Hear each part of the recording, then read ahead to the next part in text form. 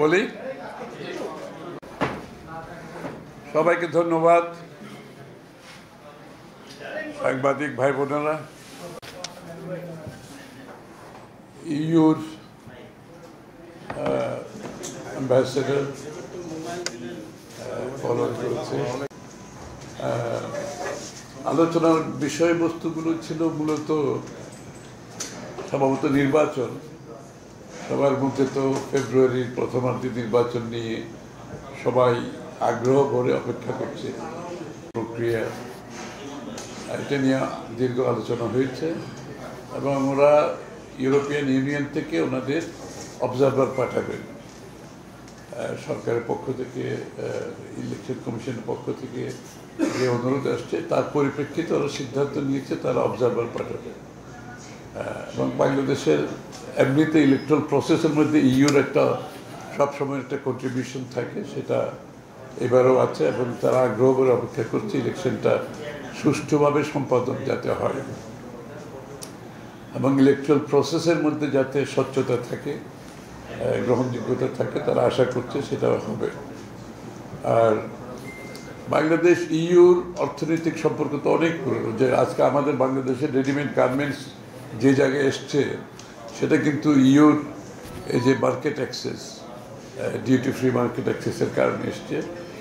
সেটা তারা অব্যাহত রাখতে চায় এবং আগামী দিনে তারা চায় বাংলাদেশ ইউ রিলেশনশিপে আমাদের ব্যবসা যাতে অব্যাহত থাকে এবং বাংলাদেশের মধ্যে গণতন্ত্রকে প্রাতিষ্ঠানিক রূপ দেওয়ার ব্যাপারে যে সংসদ থেকে শুরু করে, তারপরে সরকার গভর্নেন্স থেকে শুরু করে, জুডিশিয়ারি থেকে শুরু করে সব কিছুর উপরে যে একটা স্বাধীনভাবে তারা সাথে সবাই যাতে কাজ করতে পারে, সাংবাদিক সহ সবাই, যে এই স্বাধীনতা মুক্ত পরিবেশ ডেমোক্রেসিকে সত্যিকার অর্থে একটা প্রাতিষ্ঠানিক রূপ দেওয়ার জন্য তাদের সহযোগিতা অব্যাহত থাকবে।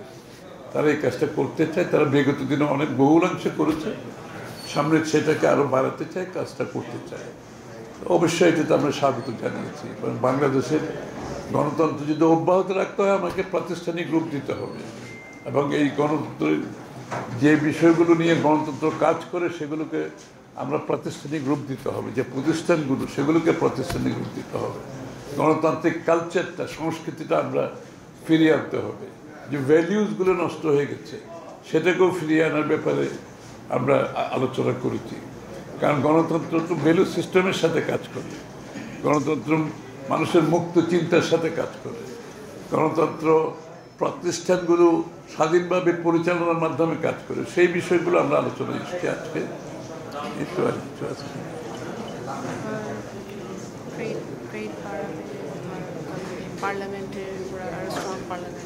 হ্যাঁ, পার্লামেন্টকে তারা আরও শক্তিশালী করতে চায়। অবশ্যই শক্তিশালী গণতন্ত্র কাজ করবে যদি একটা শক্তিশালী পার্লামেন্ট থাকে। সেই জন্য তারা পার্লামেন্টকে শক্তিশালী করার জন্য, পার্লামেন্টের কার্যক্রমকে আরও বেশি অধিকতর কার্যকর করার জন্য যে কাজগুলো তারা সেখানে সহযোগিতা করতে চায়। হ্যাঁ, বিতর্ক তো কথা হচ্ছে সবশেষে হচ্ছে সবাই তো চাচ্ছে একটা স্বচ্ছ গ্রহণযোগ্য নির্বাচন। নিশ্চয়ই সেটা তো আলোচনা হয়েছে এবং দিনের শেষে আমাদের আরপিওগুলো যেগুলো আছে এগুলো যেগুলো বিতর্কিত বিগত আমলে ছিল এগুলো তো পরিবর্তন হচ্ছে, এটা কার্যক্রম চলছে।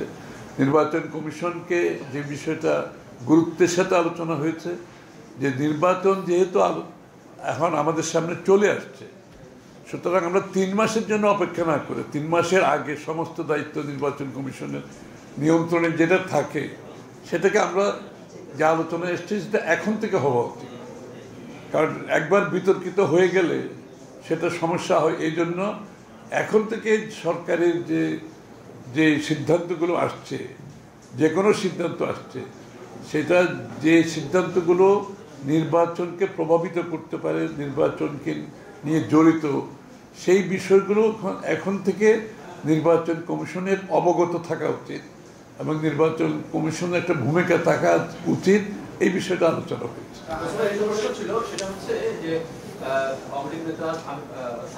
আলোচনা হয়েছে, এগুলো তো এখানে আলোচনা হয়েছে।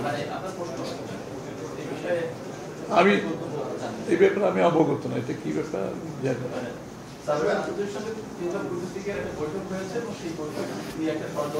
ওটার উপর আমাদের কোনো কমেন্ট নেই। মানে কে কার সাথে কোথায় বৈঠক করতেছে এগুলো নিয়ে একটা রাজনৈতিক দলের প্রতিক্রিয়া হয় নাকি, এগুলো তাদের ব্যক্তিগত ব্যাপার, এগুলো নিয়ে আলোচনার কোনো বিষয় নেই।